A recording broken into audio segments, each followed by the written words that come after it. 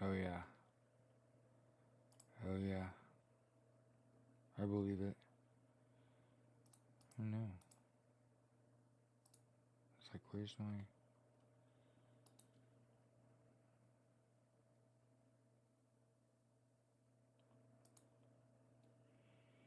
Well, good morning, everybody. This is Justice's Waiting Room. Okay, I just got the email. I just got the email. So, want to cease? This is a daily live podcast where we discuss news and politics. And hey, uh, one of the things that I am very cognizant of are white people's tendency to pander to black people, um, and instead not defend them. So, if you'll view my, I feel like an artist at a gallery with no art, being like, "You should have seen my prior piece." Um, it just sold this morning. Uh, I made a piece earlier based on content that I view. Okay, so I try to keep tabs on other left leaning male creators. Okay, and I try to mostly support people of color as a white boy that's from the city. They're speaking my fucking language. Okay, um, and occasionally dip my toe in progressive white male creator space. But one thing that I've noticed pretty consistently is that space is dominated by people that I used to vote Republican or I used to be a conservative, and again it's a grift. I just want you are who you always were. I'm just people do not change. Like people are capable of great change, but the type of people doing capable of great change aren't selling it. Good to go. And I'm just saying it with my fucking chest. One of the things that I've noticed is the tendency for powerful white people to ignore black people that are telling you if you go around debating racists, you're allowing those incorrect, incoherent, uneducated, ignorant ideals to persist. And as someone who fancies a debate, as someone who has a debate nature, debate is correct v correct. So guess what? I'm never doing. In case you haven't noticed this yet, I'm not platforming a racist or somebody that's accepting what's going on behind the curtain, right? Um, and I think it's important again as somebody who's actually practiced debate in his life. Uh, Generally, when you're debating correct ideals, and it's more of a who's more correct, like what is more important, right? Things like racism for me are inarguable. Okay, meaning like you either acknowledge that the people that have a different color skin than you didn't pick it. They didn't get to create a character, right? They didn't choose that color. They just are that. To dislike someone for something they just are, wow. As white trash, that's crazy.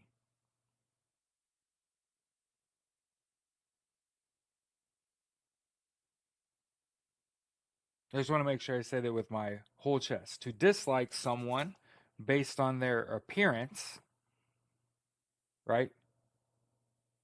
To dislike someone based on their appearance when you're white trash is fucking crazy.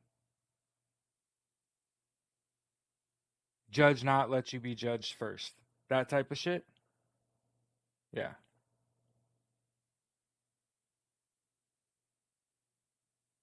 What's up, Bob? So I just want to make sure, as what is pervasive in my sphere is this Unfuck America tour. Okay. And I just want to get out in front of any interaction and say that's a grift. That's a grift.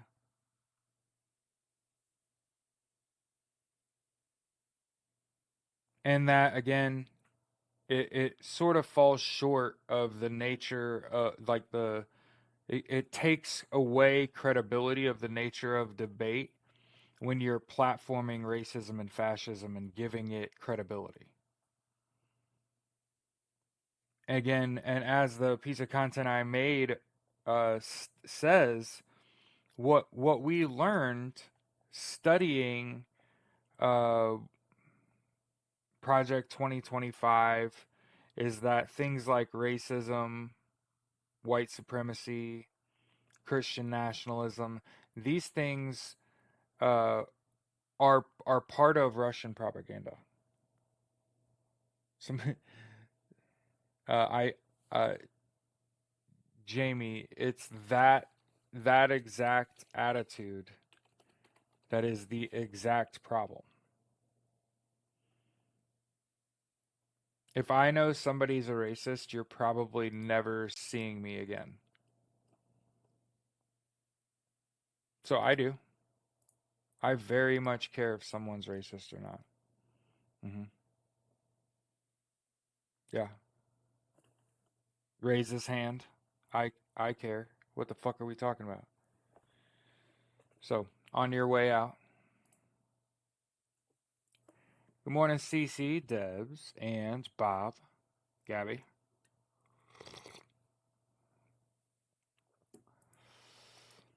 On my day off. Okay.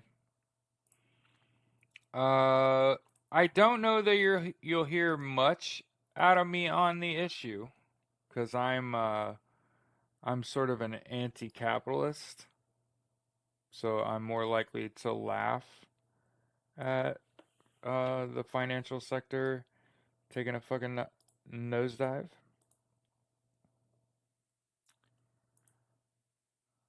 Can I get like a short link?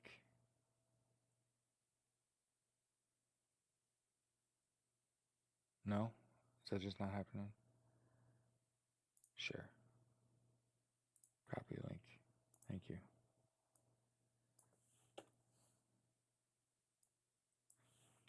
I'm trying to share a Reuters article and it was 7 million characters long. Sorry. So we had to go somewhere else.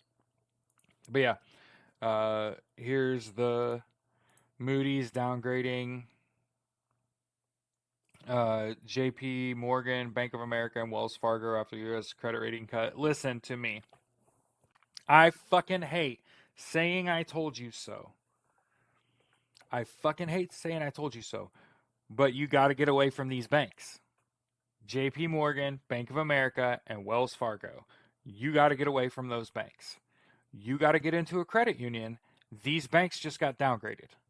So the story was, a couple days ago, U.S. credit rating took a hit. Hey, JP Morgan, Bank of America, and Wells Fargo also got hit. They will not show that shit on the fucking news. Okay? This is I wouldn't say signaling the collapse. I mean, I think we've known.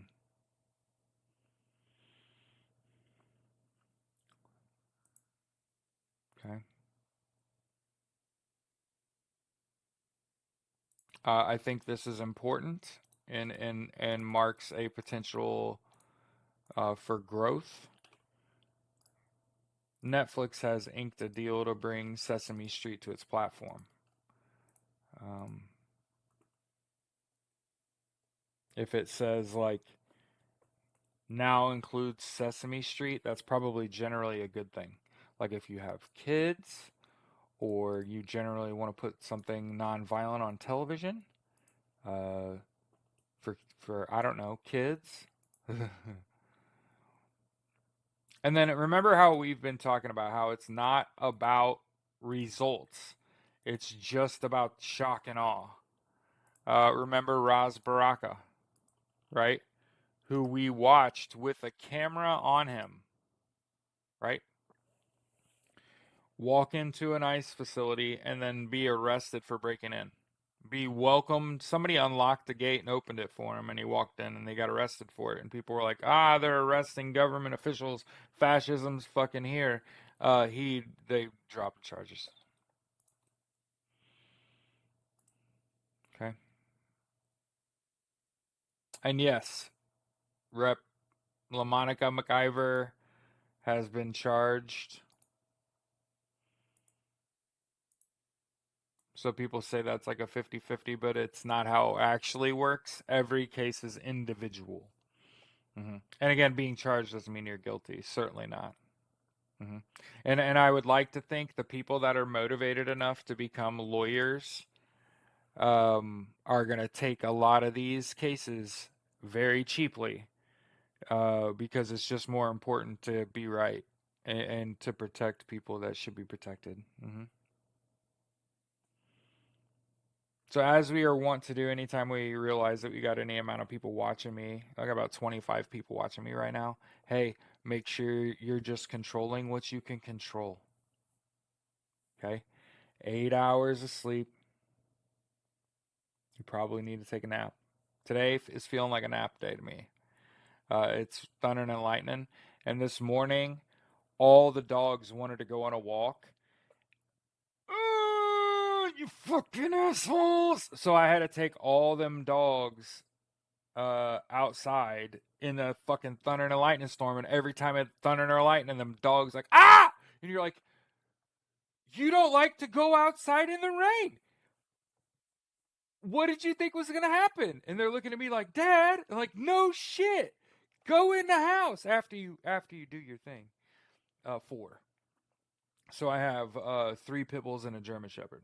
And all 10 fingers and toes and no scars on my face. As you can tell, I am the motherfucking dog whisperer. Okay. But one of them had to be separated from the other, okay, permanently in our house. So we have our dogs out on shifts. They literally, how do I say this, chat? Have commenced mutually assured destruction. So I have 2 black pit bulls that have already done the dance, and Taylor said they both laid in the backyard and she thought they were both going to die. So we decided, you know what? We're going to keep them, but we're going to separate them permanently. Every now and then they smell each other and you're like, "Oh, dear God."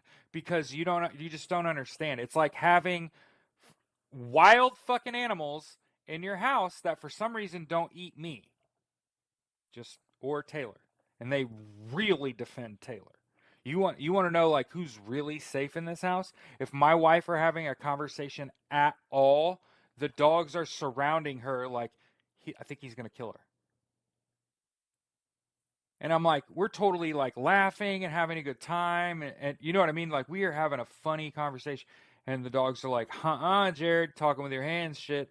Like I'm going to like you know what I'm saying? Just we're a moment away from that. And mostly they're just like he talks too much. You know what I mean? Yeah, yeah. They think she's in danger. Oh yeah, she wears one pit bull like a wreath around her neck, another one across her lap. Oh yeah, and she has a German Shepherd. Just German Shepherds are on duty like constantly. They just are inspecting some shit. What is that? If German Shepherds were a phrase, what is that? Mm-hmm.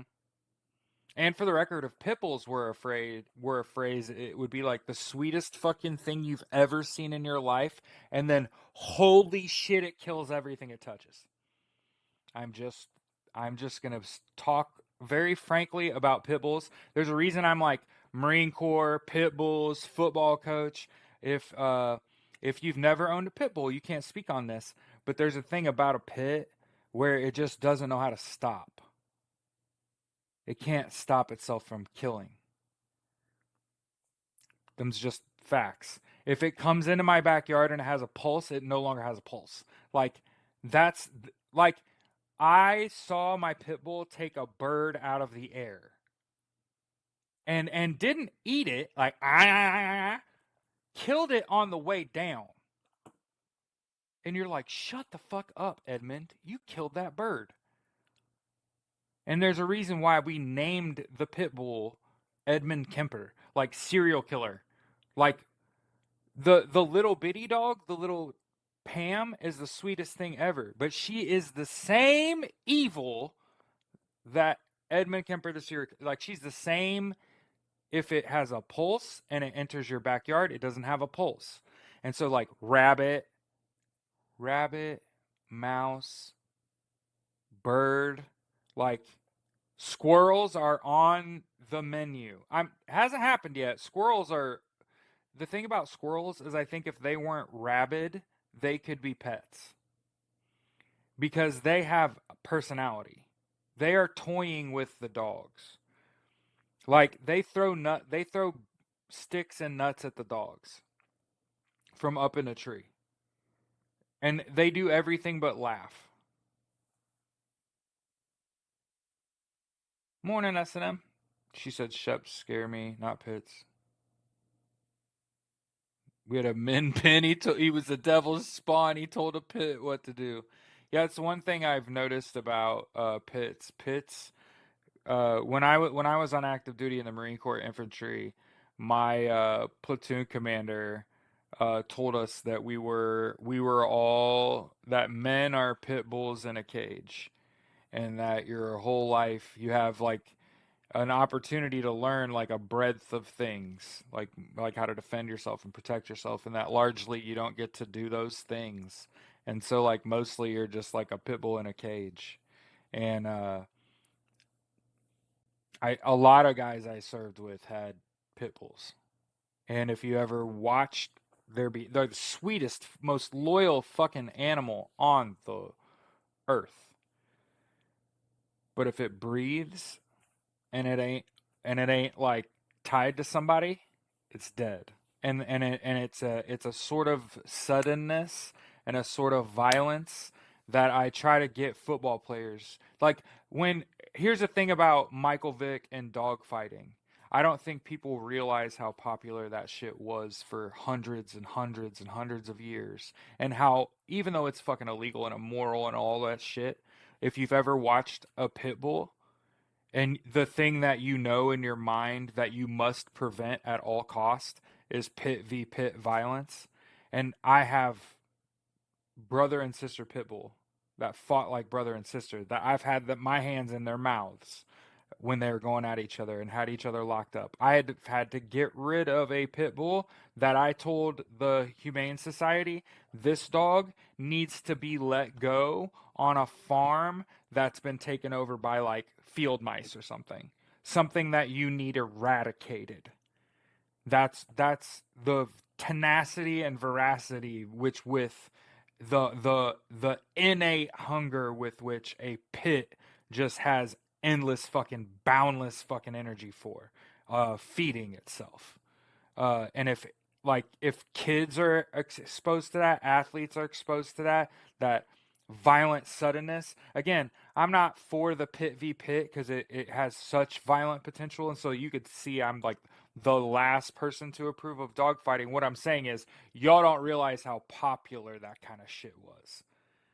So for me, it was like, oh shit, Michael Vick's big into dogfighting. That fucking sucks. Hopefully, he spends the rest of his fucking life fucking saving animals because holy shit. And then I'm over here saying like, yeah, and if you've ever actually like been around pit bulls and they've ever even thought of each other as an object other than like a sibling, you have to get between them.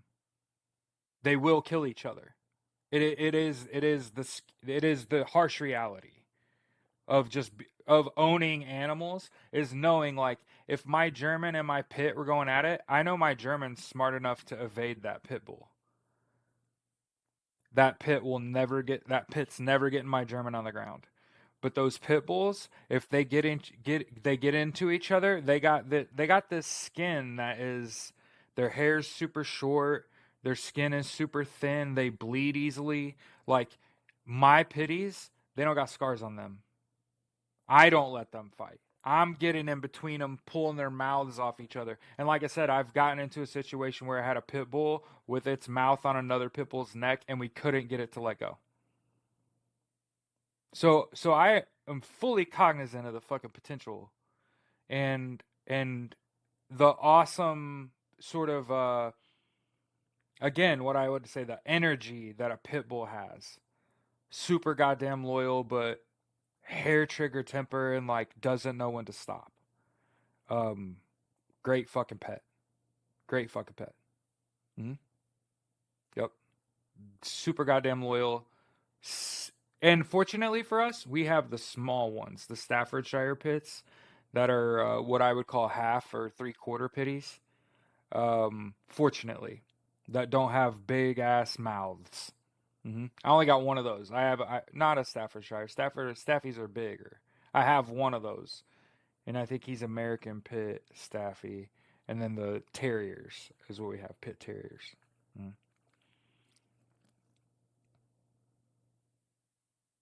Yeah, also boxers. Yeah. You know what? The worst dog I've ever had, and again, people are going to be offended. I'm just stating facts. I've had all kinds of dogs my whole life. Mom has a Chihuahua. She has always had Chihuahuas. We grew up on a Keeshond. Was the first dog I had. First two dogs I had. Maynard and Waffles were Keeshonds. The big fluffy Akita-like dogs. It looks like it has a perm, or no, or a blowout. Sorry, it's a Akita with a blowout. Is a Keeshond.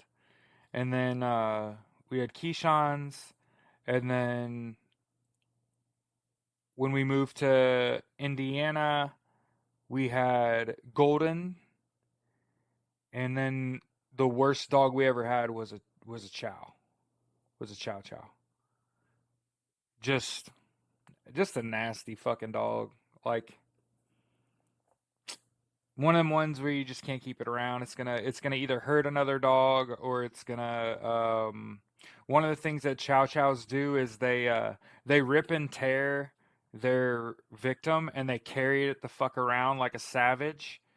And you like can't have that on your land, right? You can't have it ripping a squirrel in half and just like carrying around a fucking rabid squirrel on your land, right? Like, and they're incredibly violent. Just kind of that's how I felt. We didn't have that chow chow very long. I think we had it like 2 years. Um, I've had Dobermans, I've had Rottweilers. Um, Never really had a problem with any of the classically violent breeds. It's just people don't acknowledge it's really it's dead ass. It's the Chihuahuas and the fucking Chow Chows that are the fucking worst, the prettiest ones, right?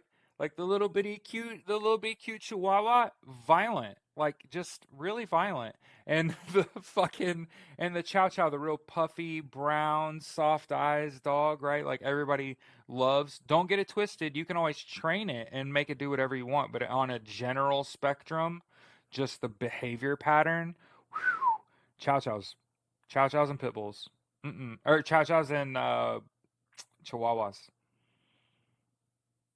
And that isn't to say I don't like them. That's not what I said. She said min pins too, Jared. Miniature pinchers. Oh man, I think actually the sweetest dog. I'm trying to remember what kind of dog it is my I fucking love German shepherds because once they love you, they just treat you totally different. Cane Corso Shepherd mix, Min Pins or Rat Terriers. I'm trying to remember what kind of dog. It's a really popular dog, but I can't remember. What's a little bitty furry dog?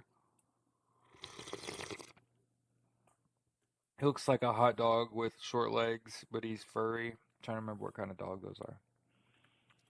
My sister-in-law and brother-in-law have one. It's this kindest little dog. Little short arms, just waddles up to you and pet me like, oh, you little thing. And he's got an eye infection that they have to like treat with cream, and it makes the gunk on their eye like dry up, and it'd be hard to interact with a dog like that. But all you gotta do is like take a paper towel, clean its eyeballs off so it can fucking see, and then love it like a normal animal. You know what I mean? See, I just want to point out I just want to point out, you know how this is a healthy debate. Did you hear what we're talking about dogs that are pain in the ass, right? No one's screaming at each other, cussing at each other, saying you're fucking wrong. Everybody's just kind of naming a breed of dog. We just kind of talk about it, right? Like, and every now and then someone says, "We had a Chihuahua when I was a kid. She was the spawn of Satan." Yeah, like I said, we had Keyshawn's, a Golden, a Chow Chow, and then I had a Rot puppy, and then a Doberman pit puppy. That dog got stolen by an ex who fled the state. And then w- within 90 days of starting to date my wife, so before I started dating my wife, I got Tolly, who my wife and I had for more than a decade together.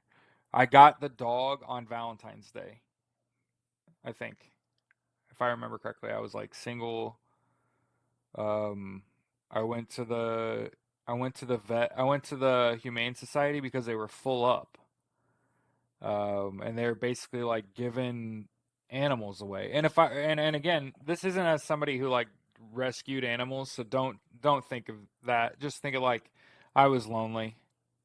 I went to the Humane Society and they were full. All the kennels were full, but you couldn't actually adopt an animal because they all had kennel cough. And so like it was like COVID had hit the kennel, right? And so like and it sounded like horrible because if you've ever been to the Humane Society when the dogs don't all have kennel cough, uh, they're barking and they're loud, and their cages are normally like kept clean, and like they're laying on their bed just being cute as fuck, like whatever. Them dogs get a lot more attention than a lot of owned dogs. Let me just throw that out there. A lot of people think like Humane Society is like the worst place in the world. People literally volunteer their whole day and just go there and walk dogs all day. Like trust. And every dog, not and so every dog in there is probably more loved than a lot of dogs you've ever met. I feel like owning dogs is a job, like a life commitment. It's like a life sentence. Gotta feed them two fucking. It's. I wouldn't say a child. That's not fair to parents. But having a fucking dog, oh my god,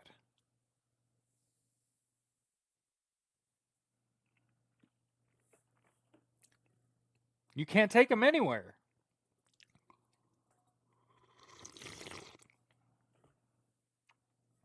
You know why you can't take your dogs anywhere? Because if you talk to your dogs in public, how you talk to your dogs in private, your ass would get committed, and you know it. I know when I'm outside running my dogs around, I have to be careful not to just take my German Shepherd and perimeter march my dog, right? I have to like be careful, be like, this isn't like a normal dog. This isn't a working dog. Like Jared,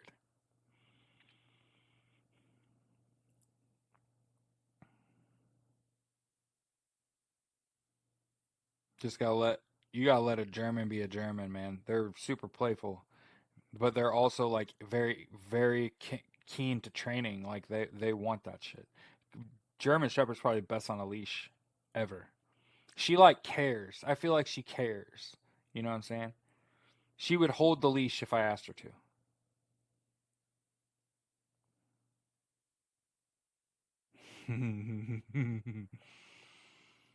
We're having a conversation about dogs this morning on a thunderstorming ass morning here for me. I'm just glad to be here with you and have fucking internet and electricity in my house. at this juncture. Like I said, I took the dogs out for a walk this morning, and it was thunder and lightning like crazily, and it wasn't so much raining. It was like spitting. But the dogs, all three of them were like at the back door, like, yeah, pour your coffee. Mm-hmm. Mm-hmm. Yeah, get leash. Let's go. You know what I mean? That's what my day. I'm trying to share a story about my healer. Just too many can't pick. Be careful. I follow the 3 dogs I have already. Yeah. Anyway, I went to. So let me tell you about Tolly. For the record, Tolly is a video game character name from the video game Mass Effect. In Mass Effect, you meet an alien um, who sacrifices her um, princess ship, if I can say that. I don't even know what the word is. She sacrifices her place as royalty to join the the USS Normandy. And again, this is Mass Effect. It's a video game, but she basically had to sacrifice her family to join your mission to save the world. You know what I mean? Um, and when I went to go adopt a dog, and they all had kennel cough, and basically the lady said if you see the red, I think it was a yellow tag, you can't do it or something. I don't remember. And long story short, at the end of the last aisle was a dog that had just checked in. She had been a mom, so she had nips, but she was well past having done all that. And she just looked like she had some energy. She had good energy, and her name was Paprika. Um, she looked like butter with a little paprika on it. Um, and I told her that's a stupid name, and so her name was Tali Zoranaya Vas Malat proper. We called her Tali, and we had her for more than a decade. They told us she was like 2.5 when we got her, but it turns out she was more like between 4 and 7 years old when we got her. Are you doing customer service work? No, we're talking about dogs today for a moment. Is that okay?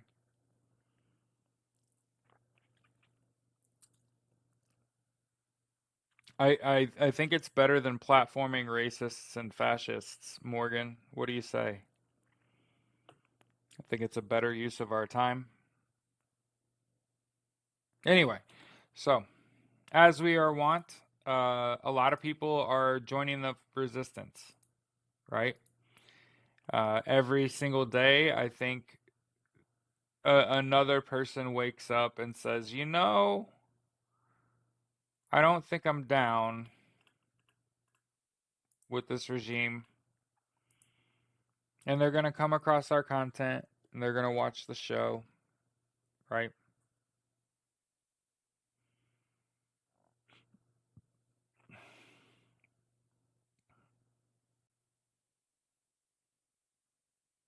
But yeah, I think anytime we can sit around and talk about dogs, it's a better, like I said, it's a better use of my platform than platforming a racist or a fascist or a sexist or a homophobe or a transphobe.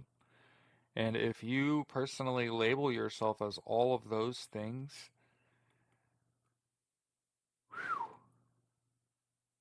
it's not right. It's not a correct ideal versus correct ideal debate. It's an argument.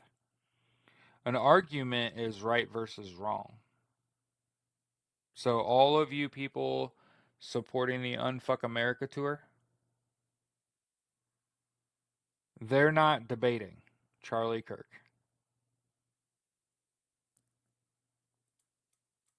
They're platforming a fascist, racist, homophobe, transphobe, anti-immigrant, hmm and calling that a debate. But a debate is, again, correct ideal versus correct ideal. So when you platform a fascist and racist, you're lending credibility to it. And we're not surprised at all that uh, FDT does not have an animal, does not have a cat or dog.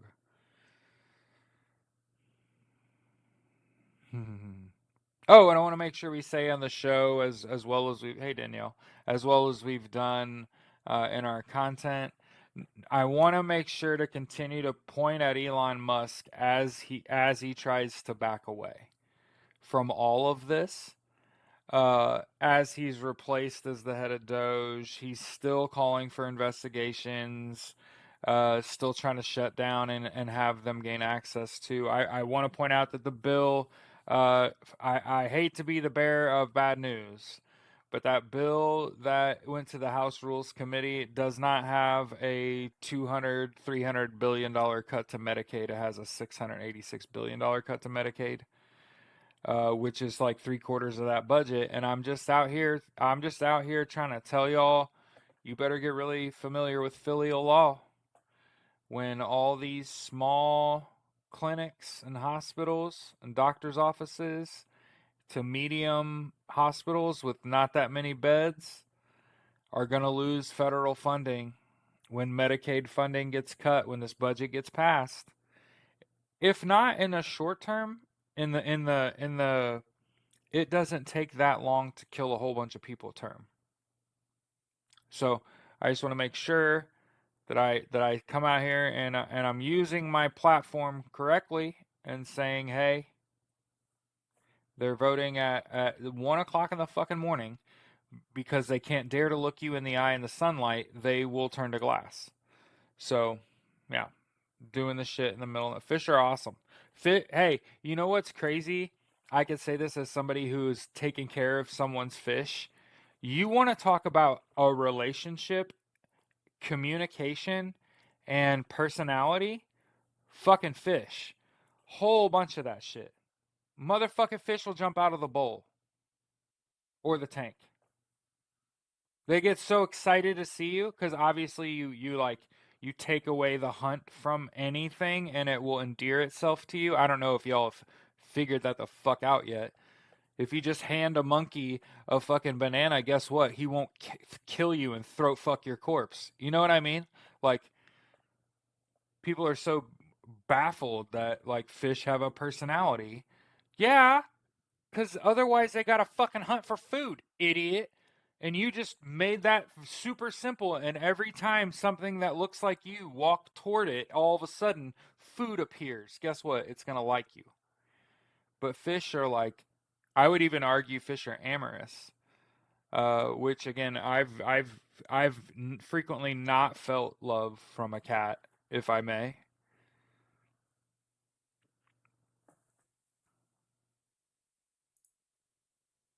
Beta are the Japanese fighting fish. Yeah, it always starts with the betas. Yeah, and the thing about you think about fish that you don't realize is how violent fish are until you start putting multiple species of fish in a tank, and then you realize, well, that was a waste of fucking money. Oops. But yeah, oh, I don't know if I've ever told this story. So I have to tell a story about animals, about pets. Oh my god. I think I have to tell this story while we're talking about pets. I think this is a good time. Does anybody want to hear a story about fucking pets that'll fucking pucker that butthole? So I was on active duty in the Marine Corps, and my battle buddy RJ Rady, rest in peace. He came to me the day after I got a brand new car. While I was on active duty, my daddy felt compelled to drive to Jacksonville, North Carolina, take me out to a steak dinner, and buy me a car. Um, I guess that's one way to say thank you for your service, right? Within about 24 hours, hey Allie, about 24 hours after procuring that vehicle, RJ came to me and he was like, I know this is going to sound crazy. And I was like, say no more, I'm in. And he said, I'm going to ask her to marry me. And I was like, you're going to do what? Because he had just had like the she's packing up her shit in a fucking moving van going back to Florida. Not a breakup, but a like, you're still here in North Carolina on active duty and I'm going to fucking Fort Lauderdale. Um, and he came to me and he was like, I'm going to ask her to marry me. And I was like, okay, cool. She's in fucking Fort Lauderdale, dumbass. You let her leave? Like, God, men are so stupid. She was here. She lived in an apartment here. And you were going to ask her to marry, and you let her to go move to fucking Fort Lauderdale, and then you were like, oh, I'm going to go ask her to marry me. How are you going to get down there with your no car? And he was like, I was hoping that you would drive me. She's opening at Hooters tomorrow. And I was like, she's opening. What the fuck are you talking about? She's like the bar manager at the like a beachside Hooters in Fort Lauderdale. And I was just like, you're trying to get there by like the AM. He came to me, y'all, at like 7 p.m. on a Friday and was like, I got to be down there by tomorrow morning to ask her to marry me.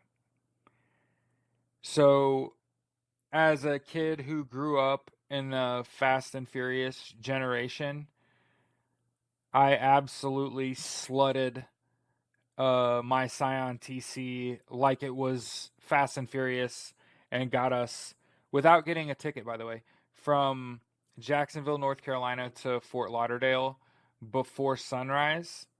It's pretty far drive.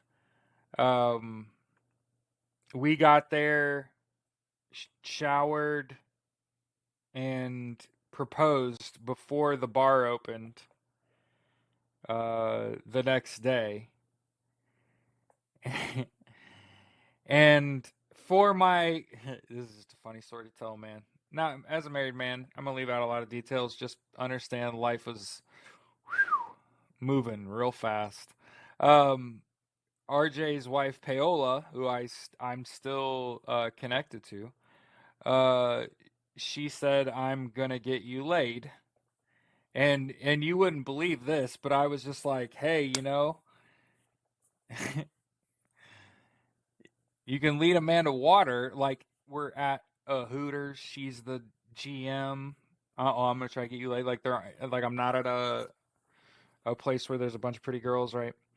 But along that path, like where she was trying to get me laid, we met up with some of Paola's friends, who were like, "Y'all should all come back to our house, and we should party at our house." And they had a badass little home in Miami. Okay, so when you're, for the record, a homeowner in Miami, alarm bells should be fucking going off in your head like, oh, this is about to be an adventure. So, for the record, these people had like cars in their driveway. They didn't have an asphalt driveway or a concrete driveway, they had a stone driveway. They were the kind of people that had like wood floors all over their house and never wore shoes and socks once they got inside their home. They were just fucking barefoot constantly. This is the kind of people, okay? This is the kind of people that barbecue like 3 meals a day, okay? And they're a multicultural household. I don't know if you caught that yet. So we go to these people's house after I drove overnight so that he could get fucking engaged. And I'd even met a pretty girl, so for y'all solved that riddle too.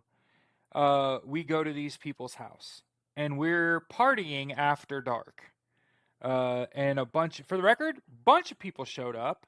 They had a pool. It was lit. I didn't mean that. I meant like lit, like a lit pool.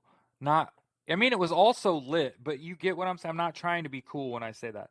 It was just like they had a nice patio. Okay. And we're out there partying, and there was distinctively a lack of men. There weren't that many of us. And I can hear RJ talking to the man of the house. And again, this is not like an unhappy story. So for people who are like, oh God, just know it's not like a terrible story. Okay. I hear him say, oh no, I don't fuck with snakes. And I could hear RJ say that. And I immediately in my brain, I was like, oh hell no. Nope. Nope. Nope. Because the thing that I noticed is all the cars were not in the garage. I noticed that when we got here, and I saw the red hue coming from the garage. It's like the garage was like a nuclear fucking, you know what I'm saying? Like a nuclear accident had happened in his fucking garage. Like I knew something was fucking wrong in here. Okay? Okay? So I hear RJ say, "Oh yeah, I don't fuck with snakes at all." He does though, and I'm like, "No, no, that doesn't mean I want to be around them." And so he's like, "You got to come check this shit out." And I just want to point out, this is a massive person. He was like 6'7", and he was a power lifter. He had fucking forearms bigger than my thighs. This is like a massive man, right? And so he's like walking me out, and I'm thinking like he's hiding scars. He had scars coming out of his collar. I noticed he had scars on his neck, and I noticed he was wearing sleeves. And it's a zillion goddamn degrees.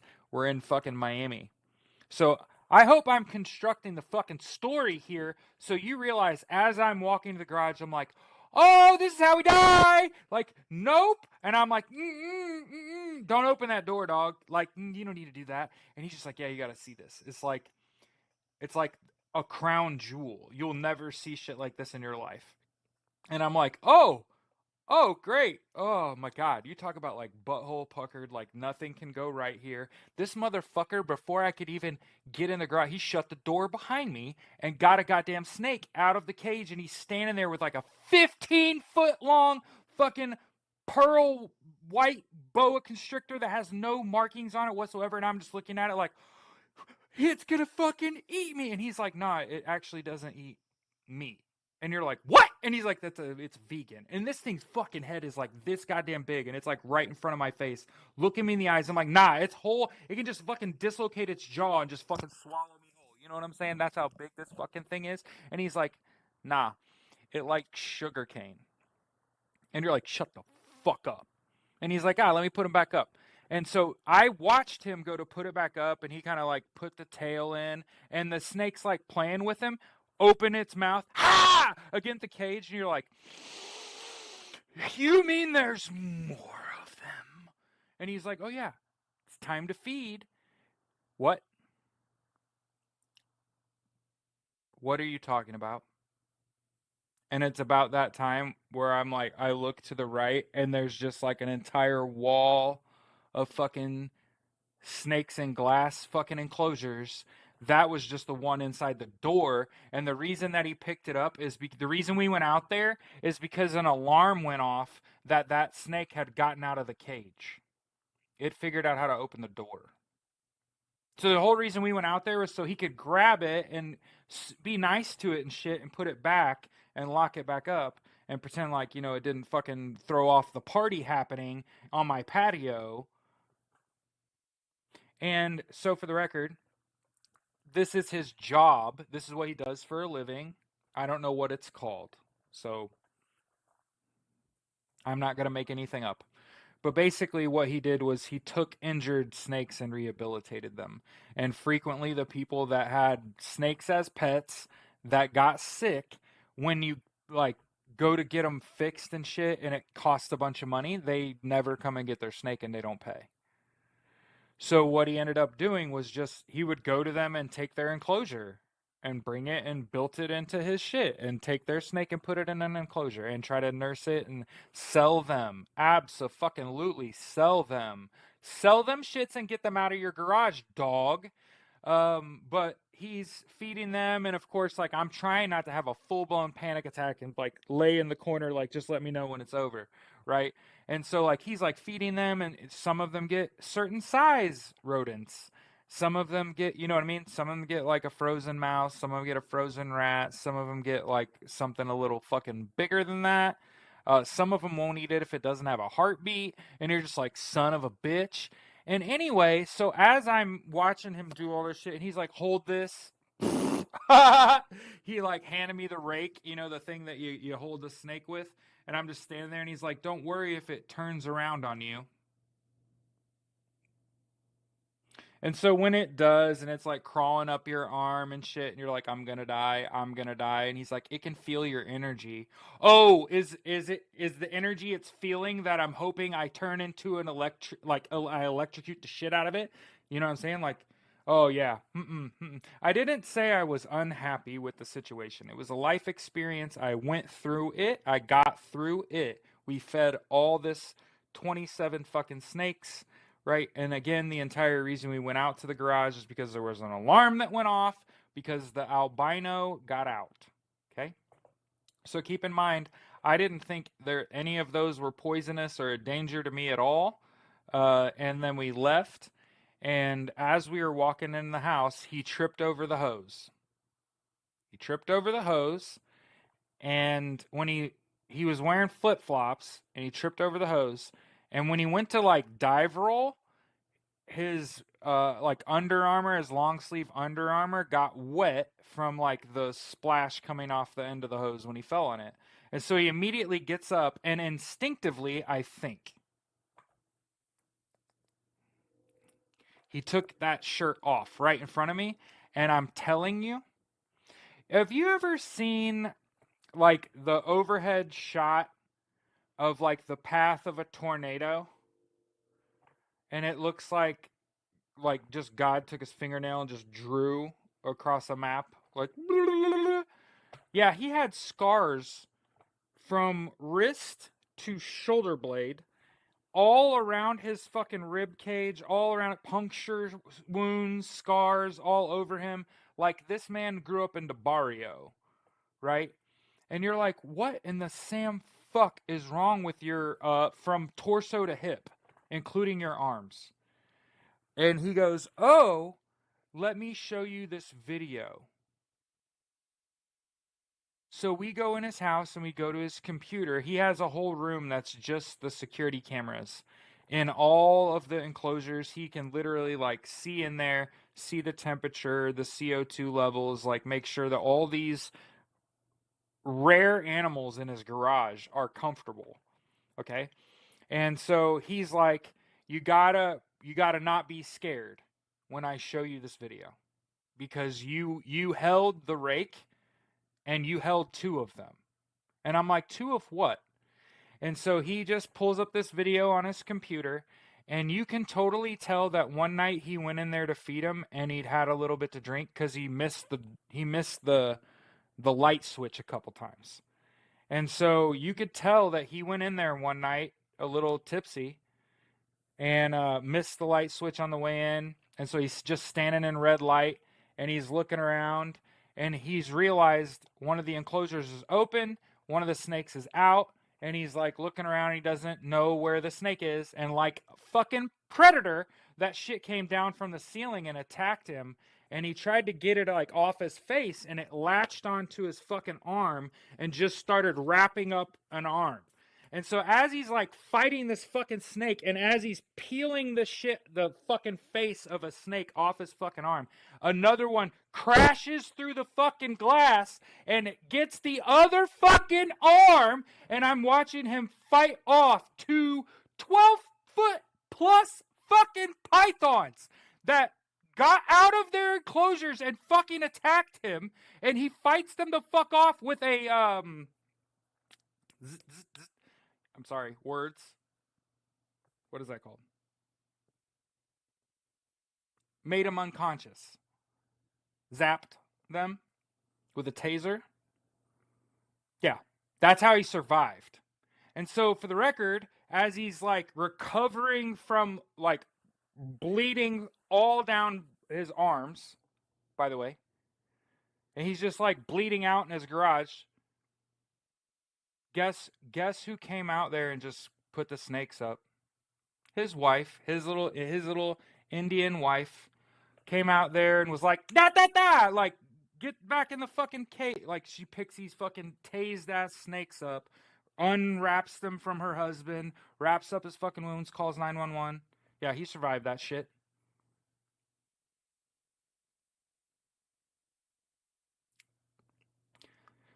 So, those snakes are still alive. And he's like, oh my God, they're like super valuable. Oh my, what? And he's like, yeah, there's super valuable snakes.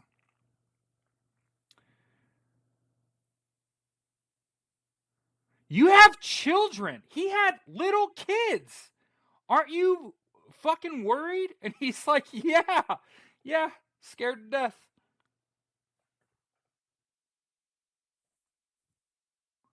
And then you know what he told me? Let's go to sleep and wake up tomorrow and you'll kind of change your fucking mind.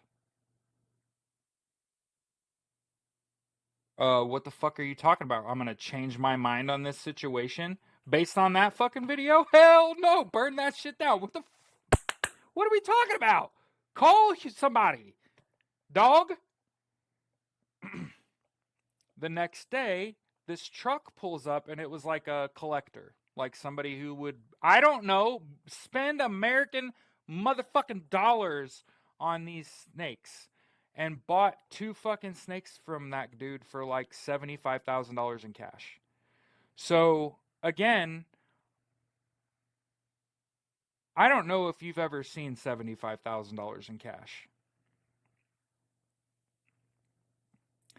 And I'm thinking about enduring getting attacked by them and watching the video of this dude almost get ate. Not almost get ate. Like almost lose both fucking arms.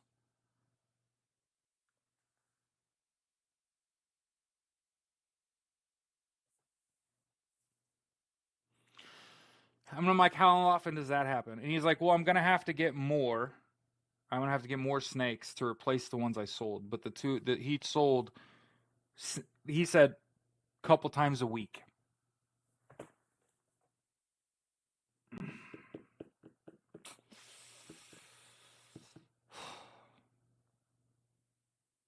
I can't do it. Couldn't do it. Couldn't do it. And like he would point out at dinner and shit. He would like buy 10 people's food and drinks. All his, he would point out, I have the title on that Range Rover. Like, I own my house. And you're like, you have scars from your wrist to your shoulder on both arms, from your fucking neck to your midsection, from your upper thigh to your feet. You have scars all over your body from the handling of reptiles. Oh, he dealt with all of them. He did removal, replacement, reconditioning, and obviously moving them, actually putting them in enclosures and zoos and people that are private owners. Of course, the rich people came to him to buy snakes, sure, but mostly he dealt with recovering animals out of people's yards and shit that had rolled up the family dog um, to study. He was a scientist. He was obviously wealthy, stupid, rich, but worth. Mm, couldn't you have picked horses or like or dogs? You know what I'm saying? But like the thing about that is I also know how good he was at his job because I also watched a video of him because we stayed at their house the whole time we were down there. Um, so I got to watch his life, which is like a fucking action movie. But they airlifted snakes. That's how big some of these fucking snakes are that this man had on his land, on his in his house, in his garage. He had like 22-foot long snakes that were rescued, that were found in Florida mostly. Every now and then he'd get something big from out of the country, but most because that's hotly illegal. But every now and then people smuggle rare, massive fucking snakes into Florida, and then they get out and they cannot be recovered. They're too fucking large. And I just want to point out that he retired and got away from that. And I've watched videos of him doing his job, and you're like, man, I can't imagine that there's like a whole bunch of fucking people on Earth that are even capable of doing this. And then think about what happens if nobody goes out there and gets those things and captures them, subdues them, removes them, rehabilitates them, gets them to a fucking zoo, or somebody who is a like a doctor to, right? And so one of the thing, again, this is one of those things, like, I don't spend a lot of time talking about climate change. I don't also spend a lot of times about rational and irrational fears. One of my irrational fears is because I know that story, because I met that person. And again, I'm going to say it again just to give you a mental image. 1.5 inch wide scars from wrist to shoulder on both arms. Look like God had just drawn spirals on him. Puncture wounds and bite marks all over him from neck to waist, from fucking upper thigh all the way down to his fucking ankles. Bite marks.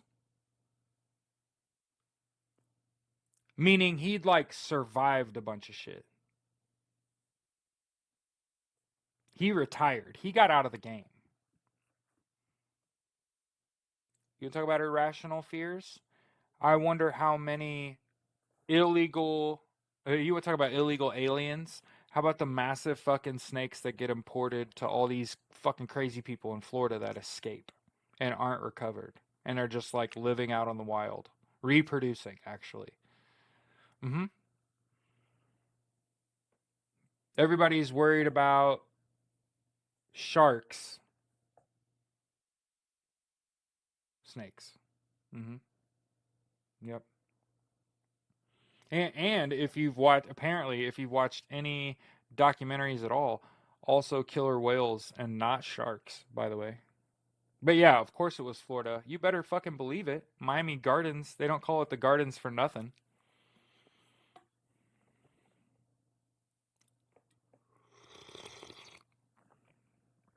See, when I tell people that I grew up with snakes in my yard, I was talking about king snakes and maybe a cottonmouth in the pond, little guys.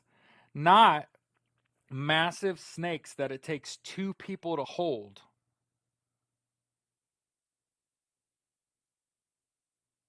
That you have to put behind like triple plate glass. Otherwise, they will literally break it and break out. And also try to kill you because you are their food source. Yes, that's why Florida wildlife is so messed up. Thank you.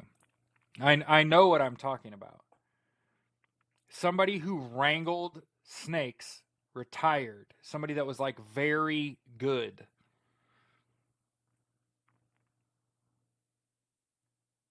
And I don't think he was a vet. So it's not like one of those things. Like where that was just like his life. Yeah, that Trump got everyone afraid of sharks. Yeah. That's the But yeah, that's the number one reason I don't want to go to Florida is snakes. And obviously people. But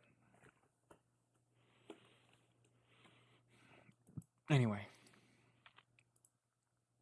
That was a fun story, right?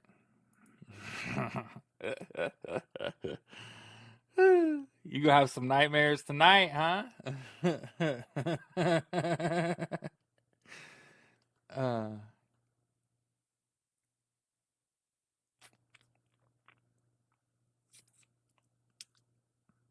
can you imagine if like you had a snake as a pet and it went at your throat?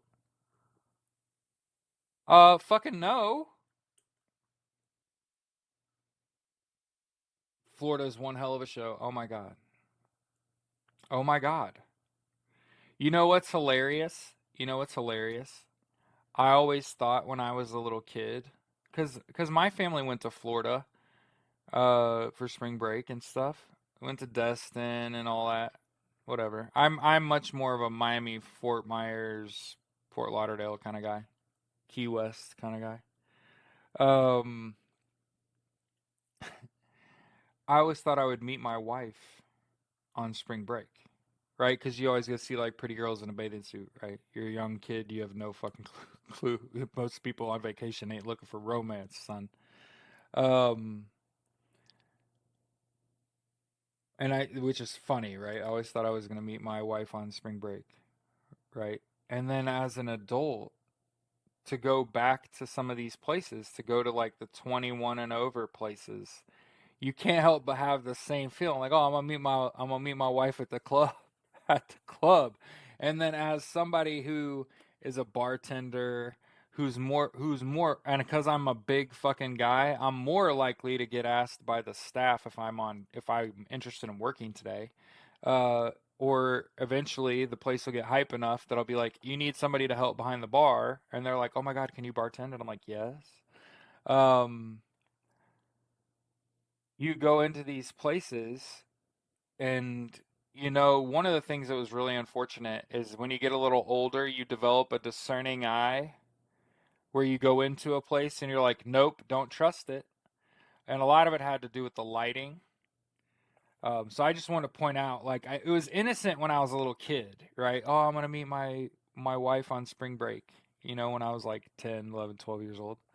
And then when I was an adult and I went back to those same places and went to like the 21 and over places in, Destin and fucking Fort Myers and shit, the gentlemen's clubs, shit like that. The people watcher in me was just like, oh, I don't actually need girls. I don't actually need to drink heavily. I just need to get into a position to watch people and just people watch the fuck out of this environment.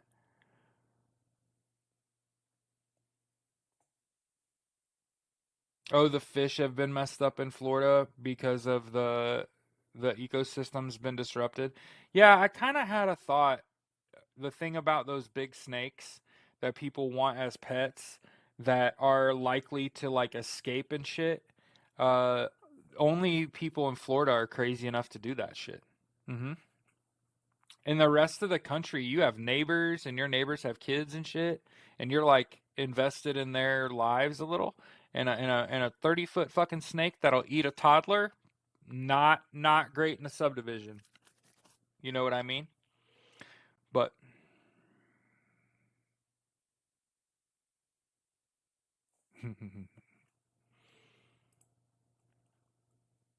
and again, I want to also say I dated a girl in college that had a pet snake, and it actually was affectionate.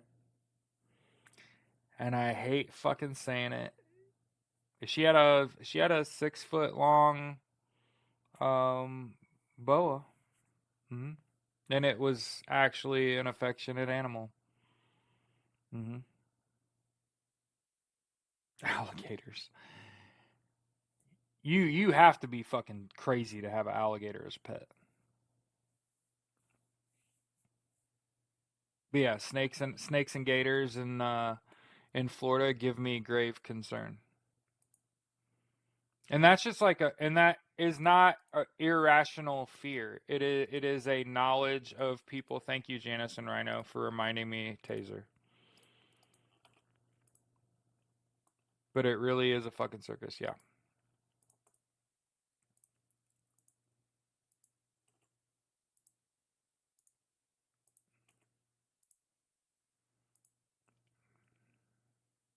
And you see, if I was a grifter, I would have ended that story with, and that guy that owns all them snakes, he seems like a batshit fucking crazy person.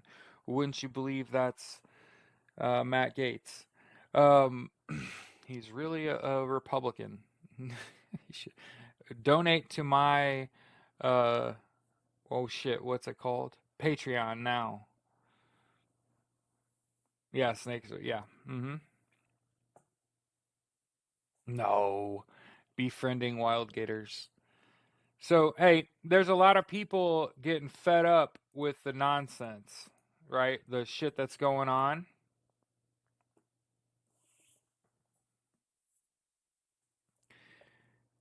Befriending snakes and shit. But what you've got to do, you've got to stop using Facebook Threads, IG, WhatsApp, Twitter, and Amazon. Okay, you can use Amazon to search for what you need to buy, but click a couple of buttons and do business locally. Save yourself some money, right? Get away from constantly using Amazon. That's one of the things I coach my wife on is try to use Amazon less, right?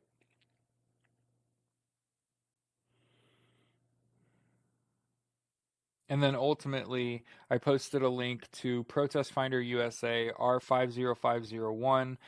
People have said it'll never work in the United States because we don't have daily organized protest. And I just want to point out the Mayday Movement USA.org. Daily organized protest. Cabby said that they have no arms after they befriend a gator.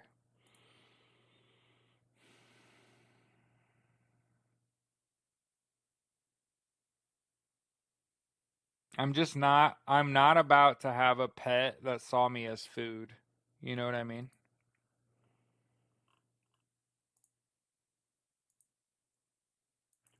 And I don't think we've shared this enough.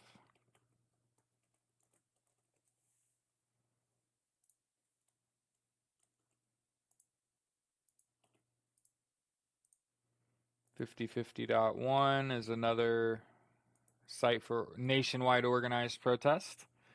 Um,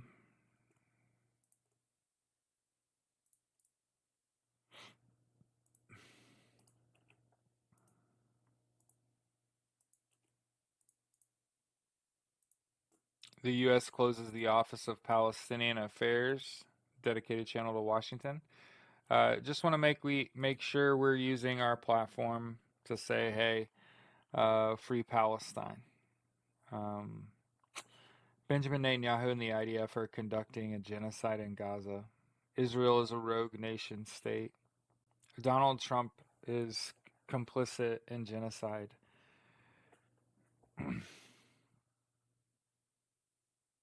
Donald Trump handcuffed the Biden administration by telling Bibi not to negotiate till after he was made president. So the entire reason this genocide in Gaza has persisted is because of Donald J. Trump.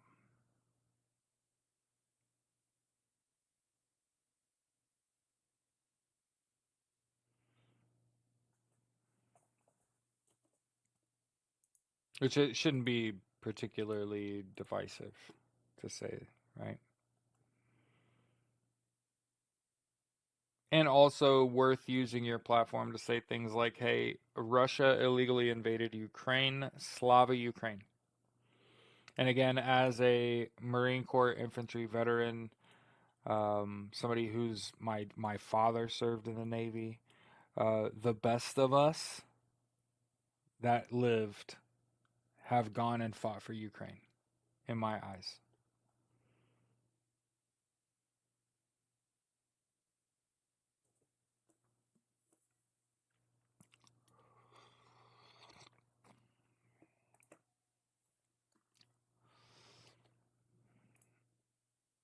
And again, one of the more surprising things that I've found recently, not so surprising though, in suppressed news, all the violence that I'm thinking the media is hiding, right? Because there's so many people out there that are still like pro-Israel. It's like how? Go to our suppressed news where you will regularly encounter the IDF being physically violent towards children, and then understand that the same people that support Israel, who regularly airstrikes civilians, they regularly are. There's a video right now at the top of our suppressed news of the IDF beating up kids. Is it any surprise to you that the President of the United States has a penchant for violence? Now, it just so happens that DJT's is sexual violence, just schmexual violence.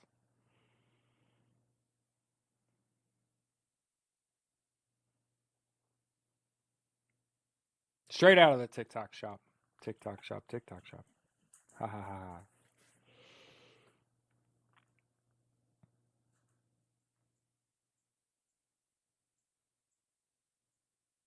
Whenever anybody references needing an adrenaline rush, all I can think of is meth.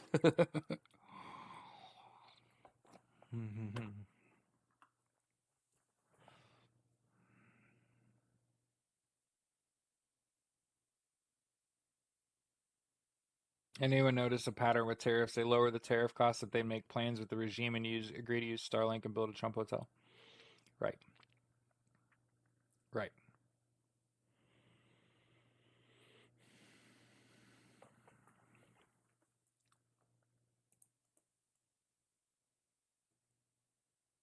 Yeah, I saw that shit on suppressed news. I saw the girl that was shell shocked. And you know what's crazy? You know what's crazy about this? So I watched this video of this little girl that's like shell shocked and has PTSD, and she's like just permanently in a state of shock. And I just want to point out that kids mocked other kids with that movement pattern when I was a child.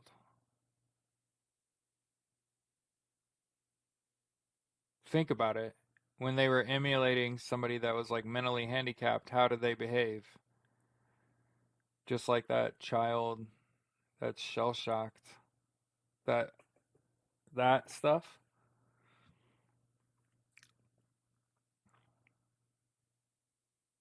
So you'd perceive them as weak instead of just as victims.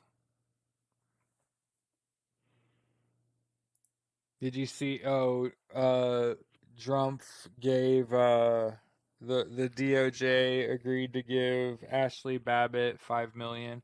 Remember, it's not about results; it's about shock and awe. So understand, they're not out here accomplishing shit, right? While we're out here saying, "Oh my God, it's the end of the world." Note that largely this administration has been stonewalled by the courts, and they haven't actually accomplished anything.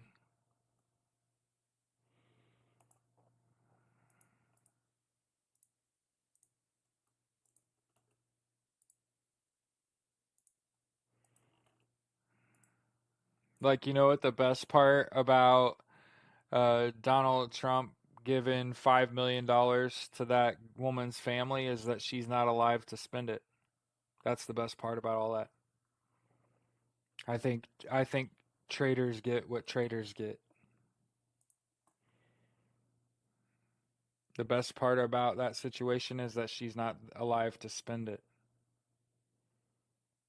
She got what she deserved. And if it would have been a man, he would have got what he deserved. Oh, and you know what else? You know what else that we gotta say with our whole fucking chest? What's up, Jerry? You gotta say Donald Trump got swindled on that $400 million jet. I just want to make sure we point it out. That wasn't no fucking new jet. That shit was not worth 400 million. The palace in the sky was like a 13, 14 million 13 or 14-year-old aircraft that the Qatar was trying to offload. They were trying to sell that. Sell. That didn't mean it's worth 400 million. Palace in the sky. That is an aged aircraft. And they were trying to sell it. Donald Trump's like, no, y'all gave it to me. I just want to point out it's all spray paint. It's all a facade. It's all not about the results. It's about the cruelty and the shock and awe factor. That's the thing excuse me. This is one thing I've learned about with this administration is they're just as gullible as they think you are. You know what I mean? That entire group of people that says I know you are, but what am I? They really are.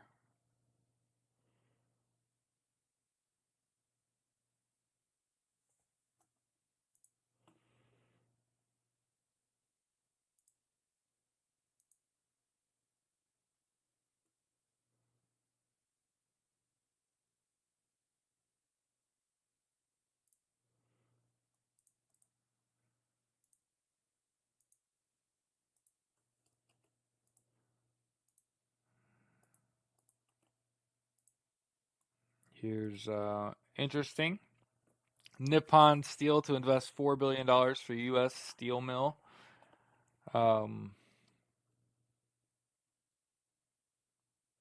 If the Trump administration greenlights its bid. You know what I can almost guarantee Donald Trump's going to do? Do you know what he's almost assuredly going to do? He's going to fuck that up. Just so everyone knows, there's going to be this headline: Nippon Steel is going to make this major investment into a U.S. steel manufacturing plant. And what do you think Donald Trump and his fucking chaotic ass is going to do?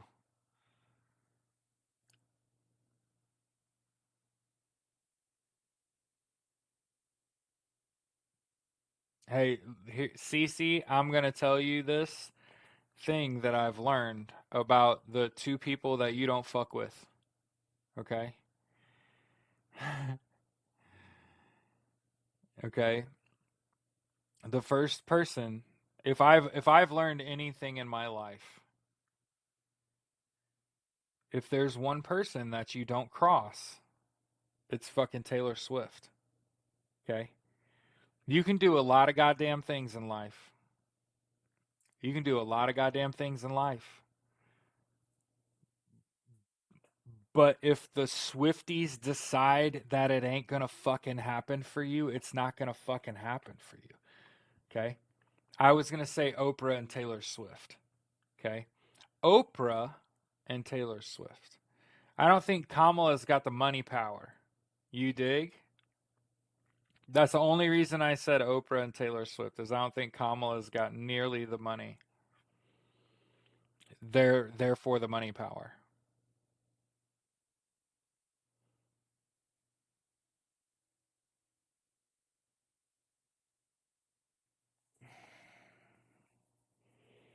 Imagine having no fucking friends, by the way. Donald Trump has no friends. Do you know that makes him particularly dangerous? Remember how for a long time we were like, oh, he's got Elon Musk and they're lovers and friends and shit? Yeah, that shit's like over, dog. Elon moved out of the White House, he left Doge.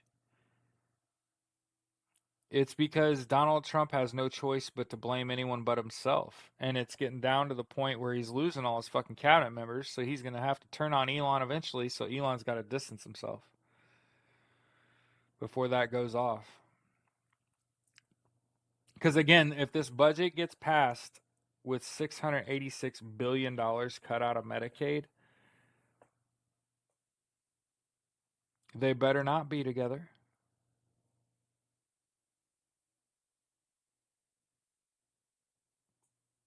Wait, who's estranged wife?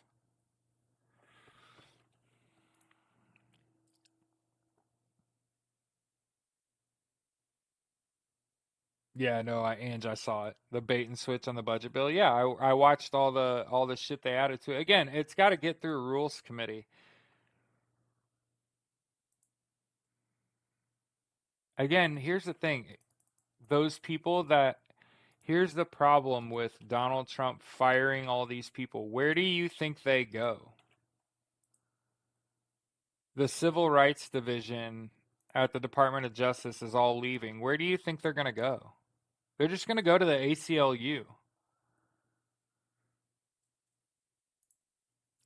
Interesting. Remember how CBS bent the knee, kissed the ring, and ended up paying fucking millions of dollars to Trump? Here's the CBS News chief stepping down. So was it worth it? Yo!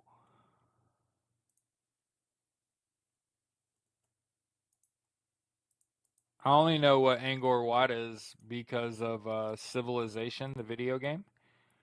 3 killed in a lightning strike at Angkor Wat UNESCO site.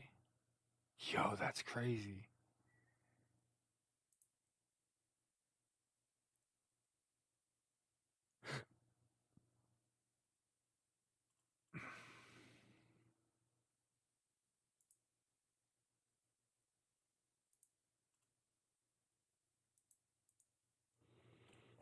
You know what I won't do?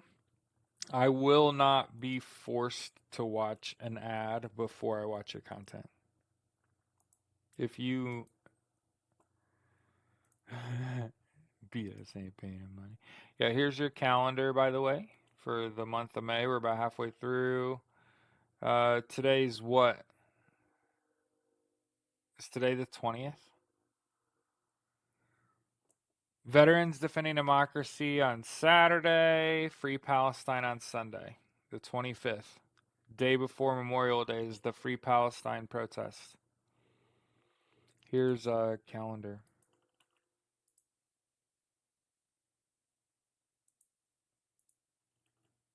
Yeah, it's like I'll repost something and I'll just hope that one of y'all watches the video after you have to watch that ad. I just don't have the patience for that. Sorry. It looked like a really important story. I also didn't really feel like watching a bunch of people that just got struck by lightning get carried out of a UNESCO site, but I thought I'd share the story because it's like, hey man, it's like the universe is telling us the direction you're going is fucked. Y'all got to do something the fuck else. I don't know if you've figured that out yet, but every time there's like a major like weather system in my head, I'm like, at some point all those people that like don't believe in climate change are going to fucking snap into it and they're going to be like, the frequency and severity of hurricanes and tornadoes feels like it's on a rise.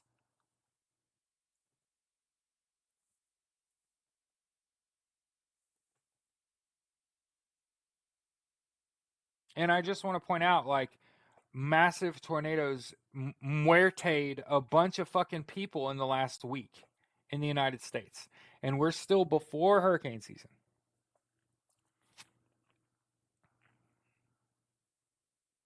I know we talked about that yesterday.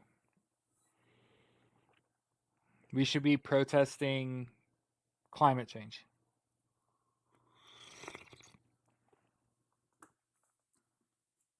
Is it 43 degrees here? Hold on.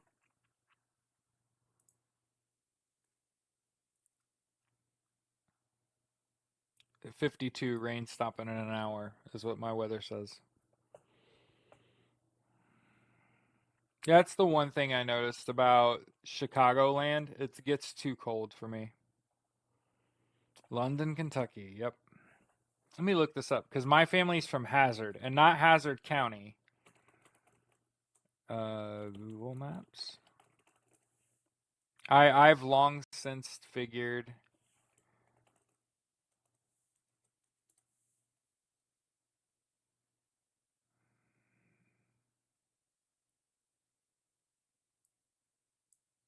The little holler my extended family's from has long been washed away. London.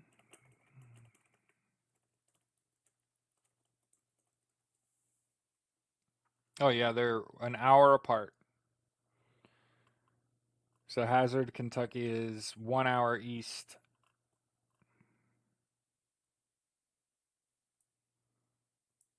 Hazard, Kentucky has the Kentucky River flows. It's like a river town.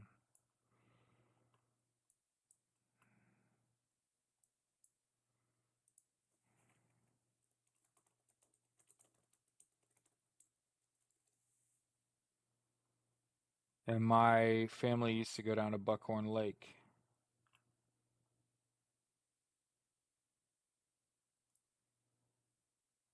It's about 40 minutes from Hazard, Kentucky, where my extended family's from. So crazy. Buckhorn Lake is basically halfway, well, not really, but it's between Hazard, Kentucky and London, Kentucky.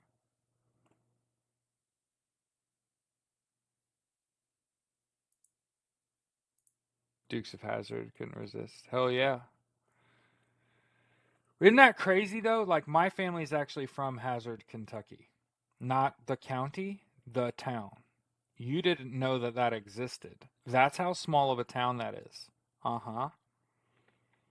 Them hollers got my blood in it. Mm-hmm.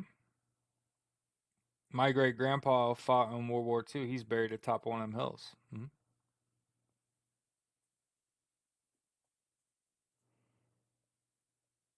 Yep.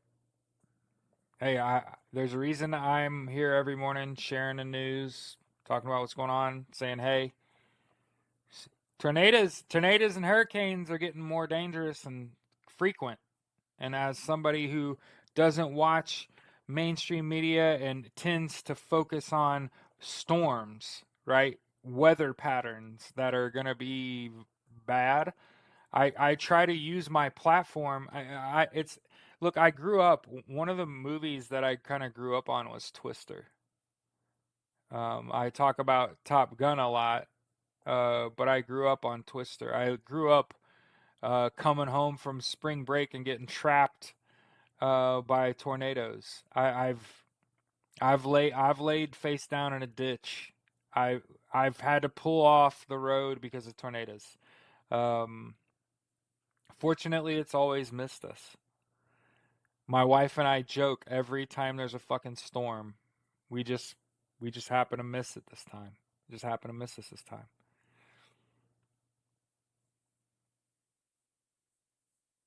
And my thing about storms isn't that it'll happen to you. It's that there will be no help. It's that there will be no FEMA. You know what I mean? It's that people that don't cook their own food are going to be unable to eat. Do you dig? People that have to take life-saving fucking medication every day and don't hardly leave their house are going to run out of meds, man. That's what I think about. It's like one of the scenes in fucking Walking Dead when they're at the pharmacy and they run into another human, and that's like how characters get introduced to each other, right? Um, Scavenging and shit.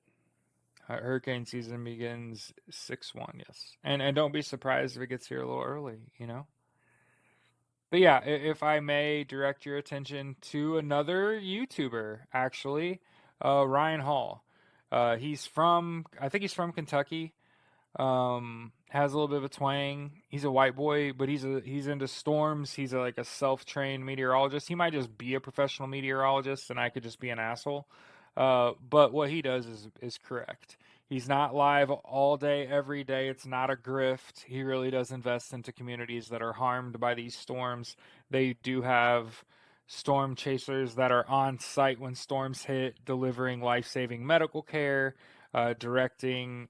Mostly, one of the things that I noticed that they do is they have high set lights, high set area lighting, so they can get into an area that's like it's dark and a storm just hit, and get into the middle of that, and then they have lights that they can just blow up an area and shine light everywhere and make sure they try to save as many people as they can. It's fucking a great way to die. Um, so yeah, it's fucking rad. People think storm chasers are like stupid, and it's like, what? They're the first ones in an area that gets hit, dragging people out of houses that are on fire and shit. What the fuck are you talking about? Hey, Bectrola. So yeah, we are sort of ending the show relaying our fears as it refers to storms, tornadoes and hurricanes and shit like that. And I am an empathetic person, so I'm gonna sit here as it's fucking raining around me and saying, I'm just thinking about the people that aren't prepared. And fucking snakes, man. You better believe it. Oh, I got another snake story and then we'll go home, okay? So my mom hates fucking snakes, and it's because for 3 Mother's Days in a row, when I was 15, 16, 17 years old, 3 Mother's Days in a row, it goes, mom comes home from work, dad comes home from work, everybody gets ready, we go out for Mother's Day meal. Okay? Yeah, another snake story. This was here in Indiana. 3 Mother's Days in a row. Let me set it up for you. The first one, my mom says, I'm going to go take a shower, and she tells my dad, hey, something's wrong with the dishwashing machine.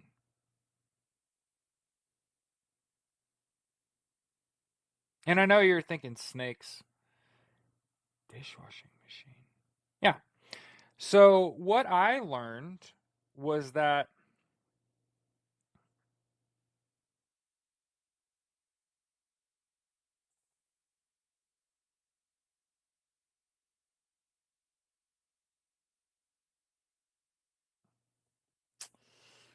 um my mom was like, I'm gonna go take a shower, something's wrong with the dishwasher.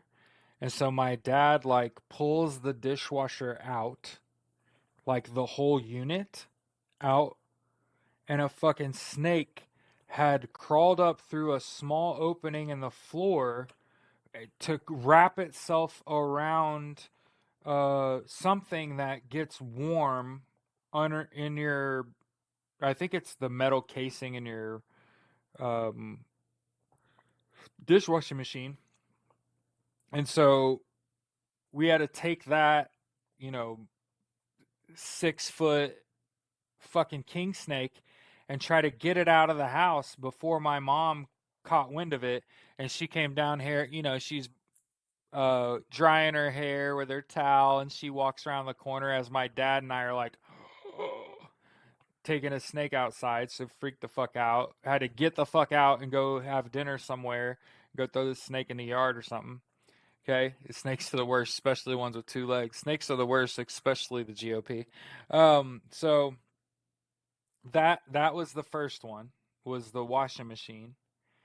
The next year, my my mom had planted roses, and she was cleaning out her rose beds, and she went to grab what she thought was like a branch with the leaf on it, and it turned out it was the head of a snake, and she pulled like a 5 or 6 foot fucking king snake out of her rose garden, year 2.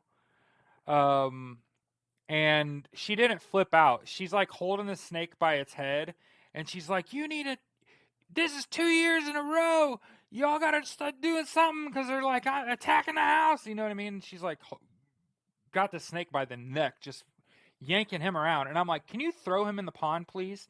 And she goes to like throw him in the pond. As she lets that fucking thing go, it started to like come back at her. And she's like, hell no. She had, like the mini shovel in her hand. And she tried to bat that fucking thing out of the air. Funniest shit I've ever seen in my life. And she's all like sweaty and shit. And I'm like, Ma, you gotta take dinner. We gotta go eat dinner. And so we leave, we go eat dinner. Okay. Year fucking 3. I'm 17 years old. Year fucking 3, mommy's day. Okay. My parents, I remember I told you recently, my parents were super poor. So even though my parents made good money, they grew up poor, so we had a garden. And we didn't have a garden. We had a motherfucking garden, like wheelbarrows full of shit. Okay, so my parents were tending a garden year 3 on Mommy's Day, like out there tilling. You know what I'm saying? Like really getting after it out there. And I'm out there shooting hoops in the front yard, and I look, and on my mama, on my mother, our neighbor is walking down our driveway with a big ass snake on a rake. And I'm like, there ain't no motherfucking way. 3 years in a row, they found a king snake. I think it was in someone's car or something in my neighbor's house. Yeah, I think they went on a trip with one of their friends, and they left their car with the window cracked for some dumbass reason, and a snake got in there dead ass. And they pulled a fucking king snake out and put it on a shit on a rake and thought, oh, we'll just put it in the Malot's pond, because that's what people apparently did, was take their big ass king snakes that they pulled off their property and throw it in our pond on our property. And I think it's because and I never verified this, but one of the things that nothing pisses me off more than unnecessary fucking noise, right? Shit makes noise for no goddamn reason, okay? But bullfrogs are just a pain. Nature's pain in the ass. And them snakes eat dandelion leaves. Oh, wow.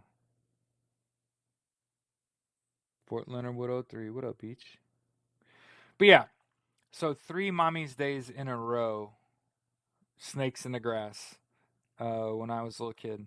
So that was a funny. And that was the last time I ever celebrated Mother's Day.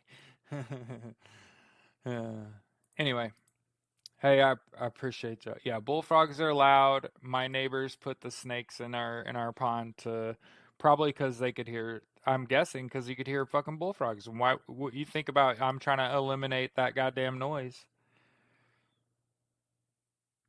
House yard car, baby.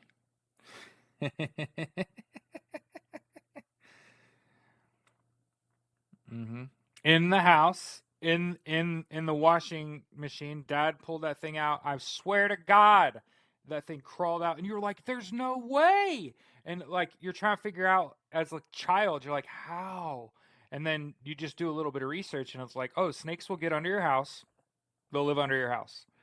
They'll also crawl up the little crevices to find something warm to like hug onto, like your dishwasher."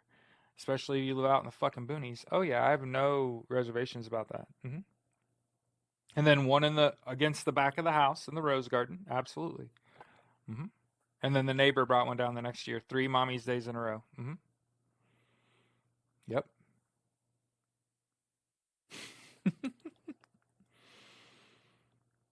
Motor of cars. Yeah. Oh shit! I didn't even think about that. Like a hot, not necessarily like a hot engine. Like you have a running vehicle that you like put, outside, and you live out far enough, it'll get and stay warm. That kind of tracks.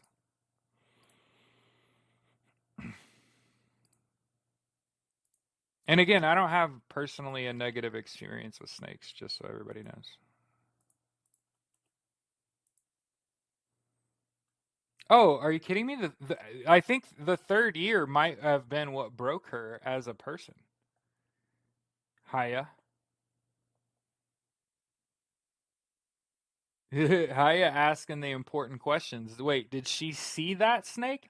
Oh yeah, completely ruined her fucking day. Yeah, this Mother's Day, this is the fucking craziest shit. It's 3 years in a fucking row. You know, the first couple are supernatural. The third one, when your fucking neighbor brings one down, it's like there's some wild shit going on. And again, the whole thought process from the neighbor bringing a snake down is because we had a pond in our backyard, and the bullfrogs were super fucking loud. So it didn't surprise me at all that our neighbor was doing that.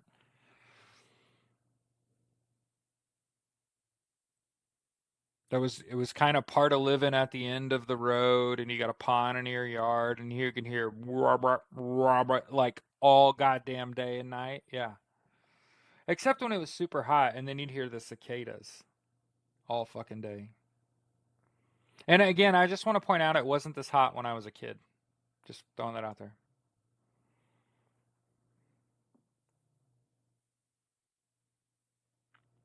But anyway, so we're gonna get out of here, and we'll see you tomorrow. Y'all have a great rest of your day. I'm gonna go feed my dogs.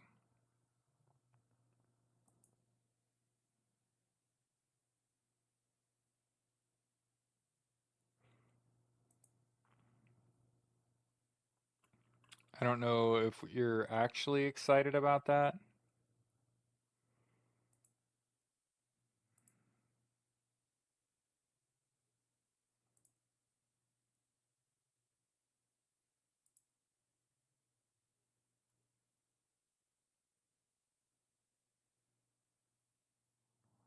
I don't know. Those seem like coherent thoughts, but I'm wondering what the follow up looks like.